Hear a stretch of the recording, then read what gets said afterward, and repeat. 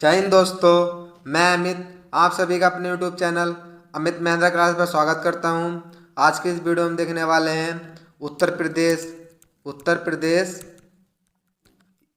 SI यानी कि उप निरीक्षक की जो परीक्षा है उसके प्रैक्टिस सेट नंबर 2 है हमारा ये।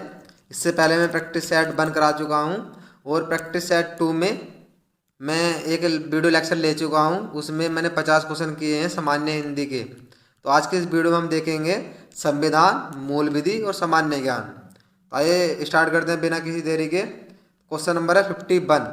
भारत का संविधान लागू होने के समय इसमें कितने अनुच्छेद व अनुसूचियां थी? वेरी वेरी इंपॉर्टेंट क्वेश्चन है ये। जो आंसर की बात करते हैं तो आंसर है आपका डी, यानी कि जो आपका 395 अनुच्छेद थे और 8 अनुसूचियाँ थी। तो 26 नवंबर 1949 को हमारा संविधान लागू हुआ। तो उस समय कितने अनुच्छेद थे? 395 अनुच्छेद थे और 8 अनुसूचियाँ थी। और बाद में कुछ हमारे संविधान में संशोधन किए गए और 4 अनुसूचियाँ और जोड़ दी गई। तो अब वर्तमान में कितनी अनुसूचियाँ हैं? तो 12, यानी कि 12 अनुसूचियाँ हैं। आपकी जो नवी अनुसूची है तो वो कब जोड़ी गई थी? तो 1951, जून 1951 में नवी अनुसूची जोड़ी गई थी हमारे संविधान में। तो यह याद रखना कि वर्तमान में 22 भाग 12 अनुसूची और लगभग 465 के हमारे लगभग आर्टिकल हैं। क्वेश्चन नंबर है 52। चींटियों का अध्ययन किसके अंतर्गत किया जाता है? तो आंसर की बात करें तो आंसर क्या है इसका? ए, यानी मर्मिकोलॉजी। जो मर्मिकोलॉजी है उसमें चींटियों का अध्ययन किया जाता है। क्वेश्चन नंबर है 53। प्लासी का युद्ध कब हुआ था? तो प्लासी का युद्ध जो हुआ था आपका 1757, यानी ऑप्शन बी सही है, यानी 1757 में प्लासी का युद्ध हुआ था। तो ये किस किस के बीच बीच हुआ था? तो ये नवाब, जो बंगाल के नवाब थे, सिराजुद्दौला व अंग्रेजी सेनापति जो थे रॉबर्ट क्लाइव, इनके बीच में हुआ था ये प्लासी का युद्ध। तो किस किसके बीच में ये युद्ध हुआ था? प्लासी का युद्ध कब हुआ था? 1757 में। किसके बीच में? बंगाल के नवाब सिराजुद्दौला प्लस जो हमारे अंग्रेजी सेनापति थे रॉबर्ट क्लाइव, उनके बीच में हुआ था। Question number 54। निम्नलिखित में से हल्की धातु कौन सी है? इनमें से कौन सी हल्की धातु है? तो आंसर की बात करें तो आंसर है आपका बी, यानी कि जो एल्युमिनियम है वो हमारी बहुत ही हल्की धातु है। तो जो एल्युमिनियम है तो इसका प्रयोग वायुयानों यानी कि हवाई जहाज और रॉकेट उपकरणों के बनाने में उपयोग किया जाता। क्वेश्चन नंबर 55 की बात करते हैं। बोर पिंड कहाँ पाया जाता है? जो बोर पिंड है वो कहाँ पर पाया जाता है? तो आंसर है सी, यानी कि जो मादा कायिका कोशिका होती है उसमें बोर पिंड पाया जाता है। महिलाओं में गुणसूत्र पाए जाते हैं, यानी कि महिलाओं में एक्स गुणसूत्र पाए जाते हैं और पुरुष में क्या पाए जाते हैं? एक्स और वाई दोनों। इसमें महिला में एक्स एक्स पाए जाते हैं। जब एक्स एक्स होती है तो आपका लड़की पैदा होती है और जब आपके एक्स वाई गुण मिलते हैं तो लड़का पैदा होता है। क्वेश्चन नंबर है 56। एथिकल हैकिंग क्या है? यानी कि जो एथिकल हैकिंग है तो वो क्या है? तो आंसर की बात करें तो आंसर है बी, जो आपकी साइबर सुरक्षा है ये एक एथिकल हैकिंग मानी जाती है। क्वेश्चन नंबर 57 की बात करते हैं। वर्ष 2014 के भूमि अधिग्रहण अधिनियम में किस प्रकार की भूमि का अधिग्रहण किया जाता है?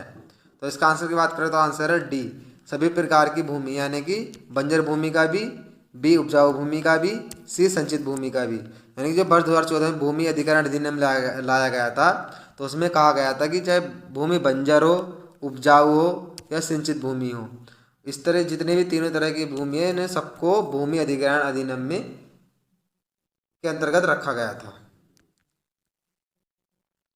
क्वेश्चन नंबर है 58।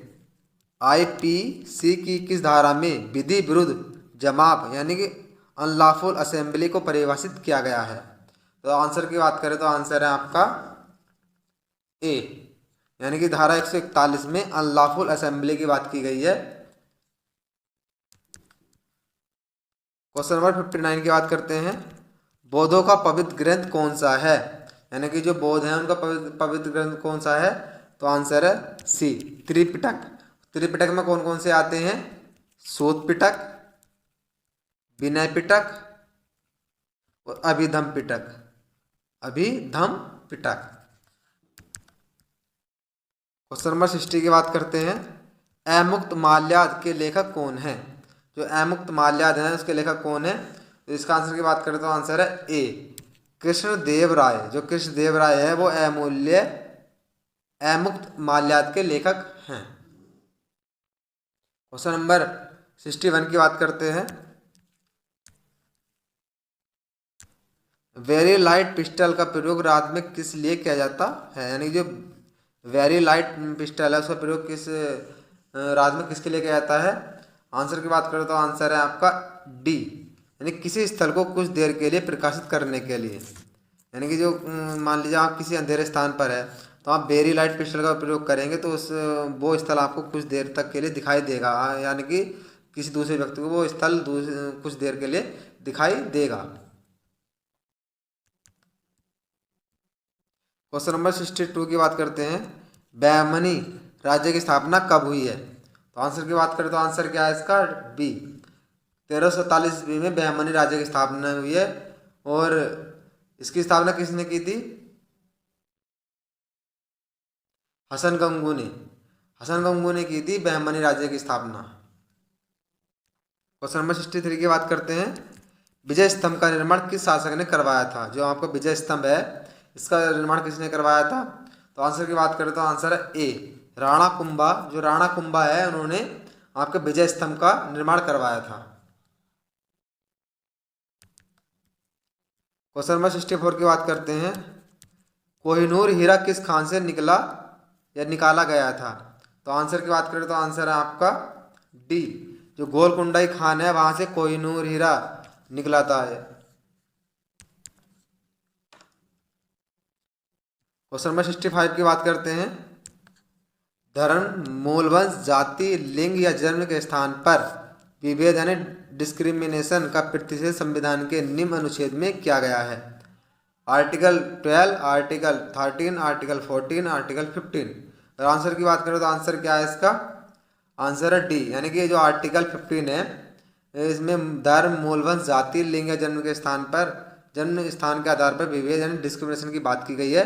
जो आर्टिकल 15 है, हमारी एक मूवी भी है आयुष्मान खुराना, जो उसमें एक्टर हैं आयुष्मान खुराना, ये बहुत अच्छे एक्टर हैं, उन्होंने इस फिल्म में एक मुख्य किरदार की भूमिका निभाई है। तो आर्टिकल 15 में यही बात दिखाई गई है कि किसी भी तरह से आप धर्म, मूलवंश या जाति, लिंग या जन्म के स्थान पर किसी से यानी कि भेदभाव यानी डिस्क्रिमिनेशन नहीं कर सकते हैं। क्वेश्चन नंबर 66 की बात करते हैं। किस मुगल शासक के समय ईस्ट इंडिया कंपनी की स्थापना हुई थी, ये सबसे ज़्यादा क्वेश्चन पूछा जाता है, हर एग्जाम में पूछा जाता है कि जो हमारे जो ईस्ट इंडिया कंपनी है तो ये किसके शासनकाल में भारत में स्थापना, यानी उस टाइम पर किसका शासनकाल था इंडिया में कि जब इसकी स्थापना हुई थी। तो आंसर की बात करें तो आंसर क्या है इसका, आंसर है बी, यानी कि अकबर। जो अकबर के शासनकाल में ईस्ट इंडिया कंपनी की स्थापना हुई थी। क्वेश्चन नंबर 67 की बात करते हैं।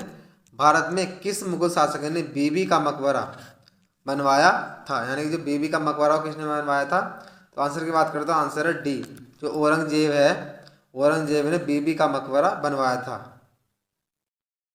एक कब बनवाया था, 17वीं शताब्दी में, 17वीं शताब्दी में।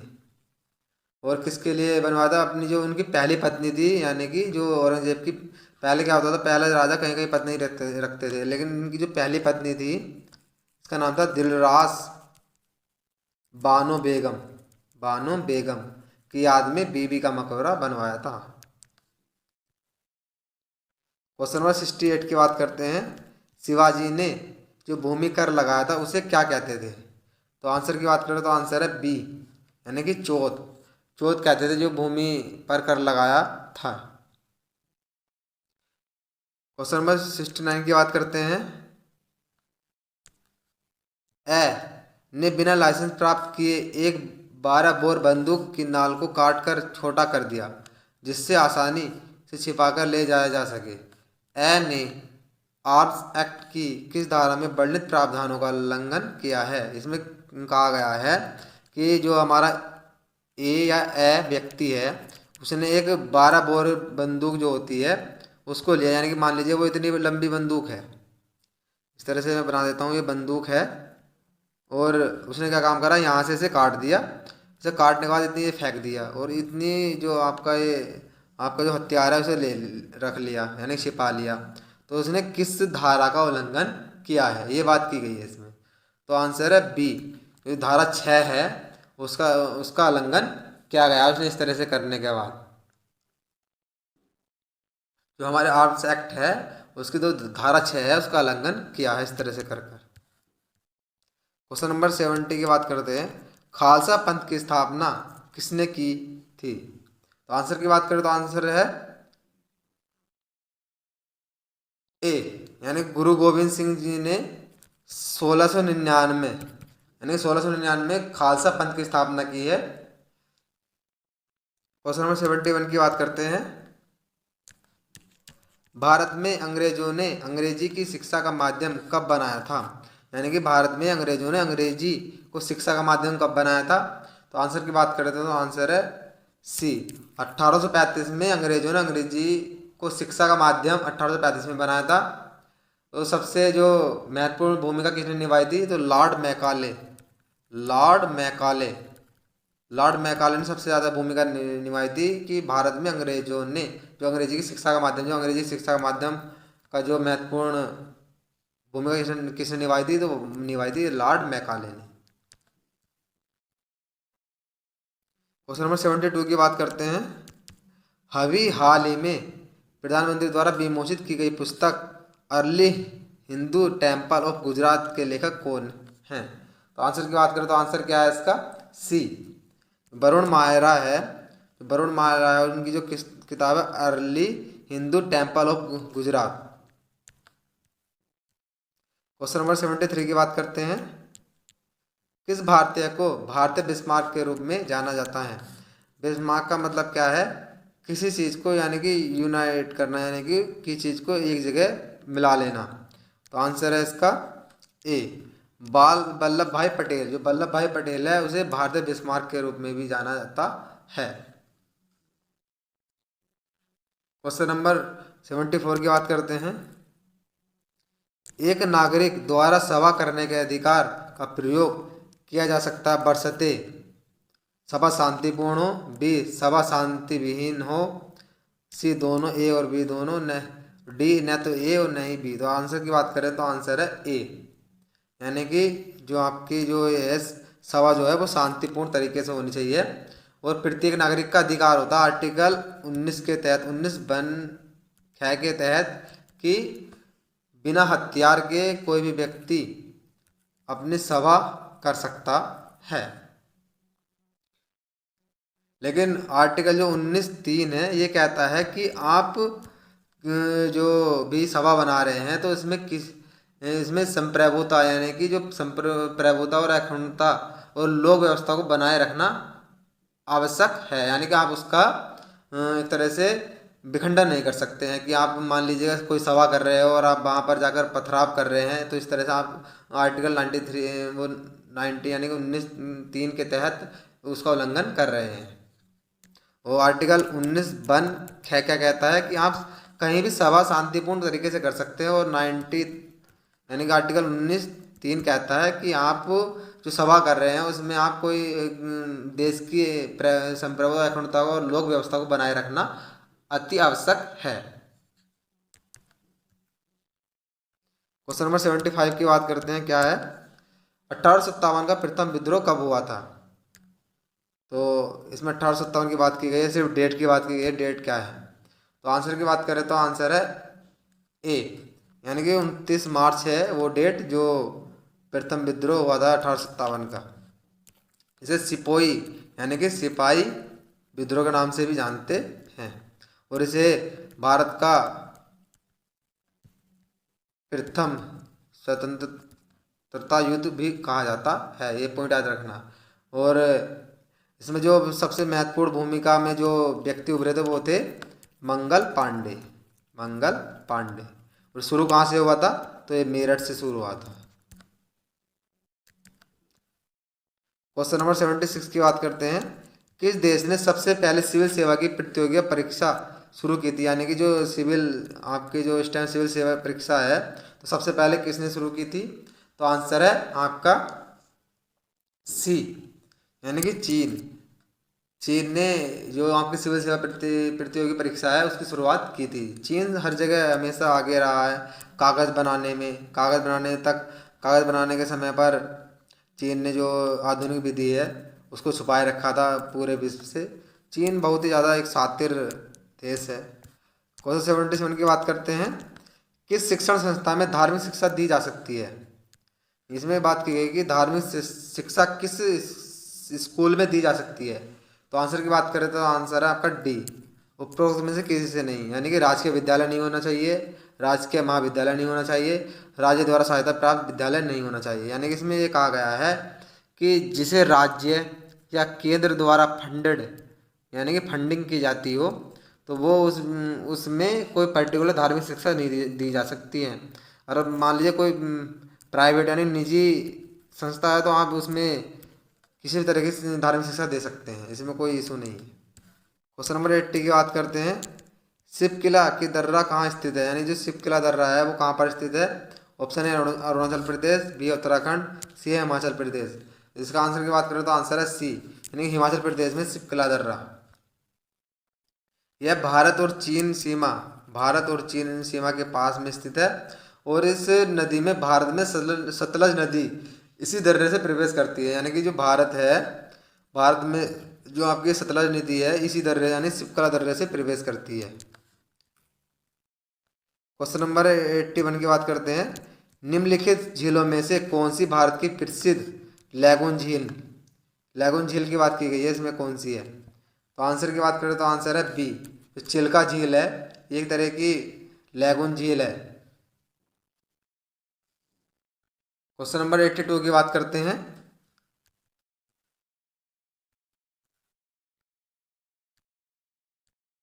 लेटराइट मिट्टी का निर्माण कैसे होता है? तो आंसर की बात करें तो आंसर है आपका ए, यानी कि जो लेटराइट भारी वर्षा के कारण होता है लेटराइट मिट्टी का निर्माण।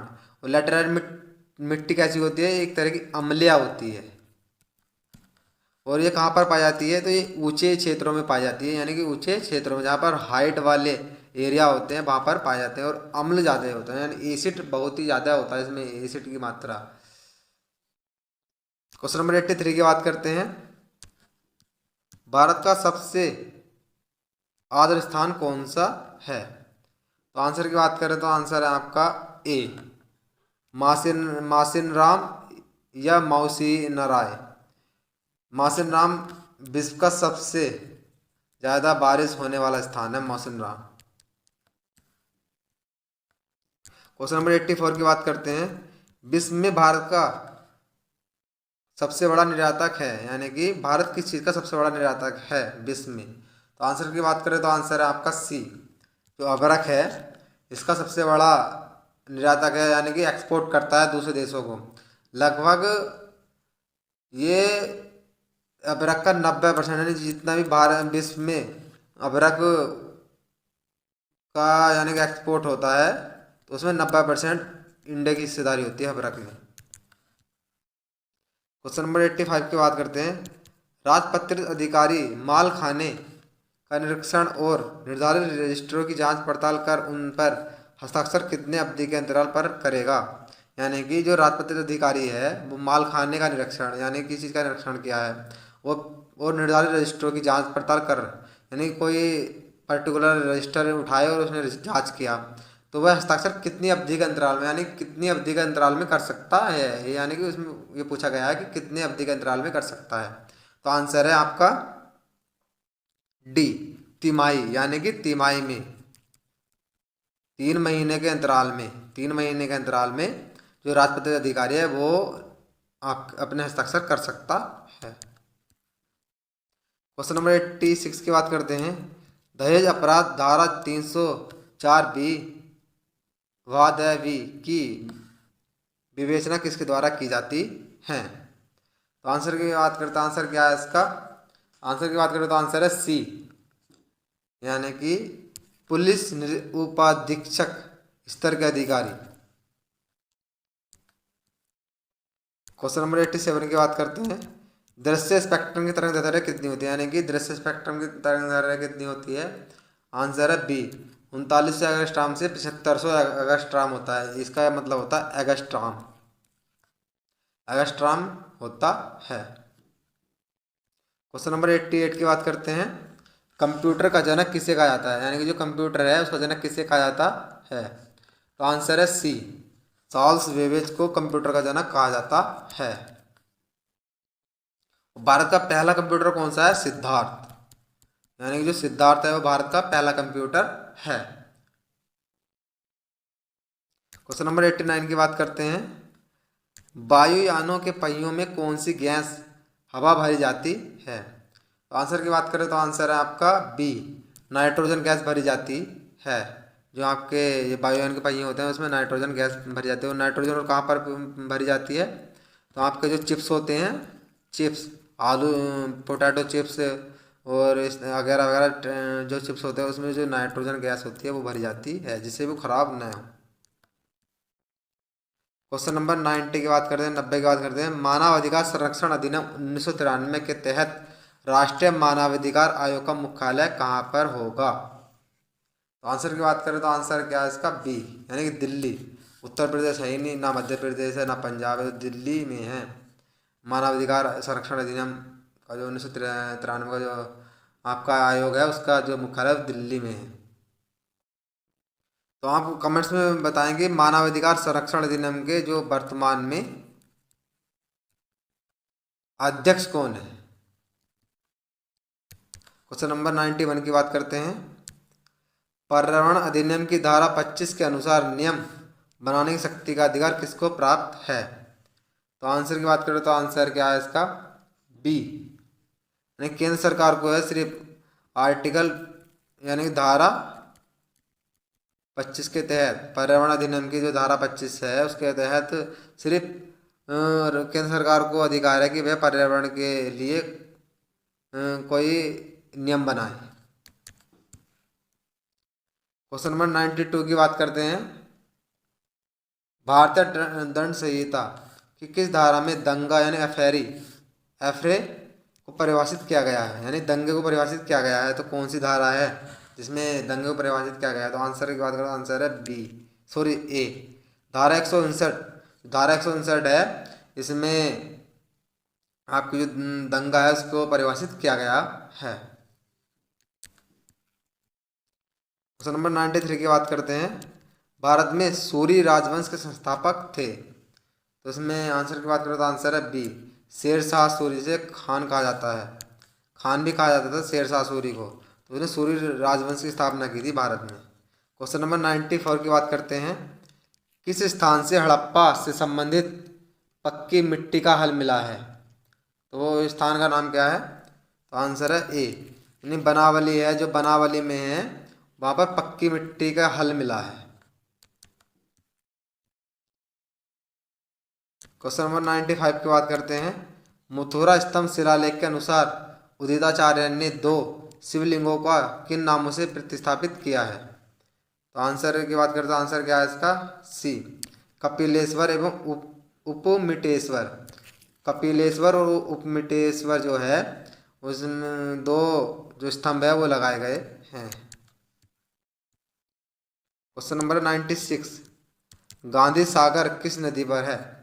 कौन सी नदी पर है गांधी सागर? तो आंसर की बात करें तो आंसर है आपका ए, ये चंबल नदी पर है गांधी सागर बांध। क्वेश्चन नंबर 97 की बात करते हैं। आतंकवाद से निपटने के लिए पुलिस में बनी नवीन इकाई एटीएस को किसी विस्फोटक होने की सूचना पर कौन सा दस्ता भेजा जाएगा? यानी कौन सा दस्ता भेजा जाएगा? तो आंसर की बात करें तो आंसर है ए, बम निरोधक दस्ता। जो बम निरोधक दस्ता है वो भेजा जाता है से BDS bomb disposal squad, bomb disposal squad. Question number 98 की बात करते हैं।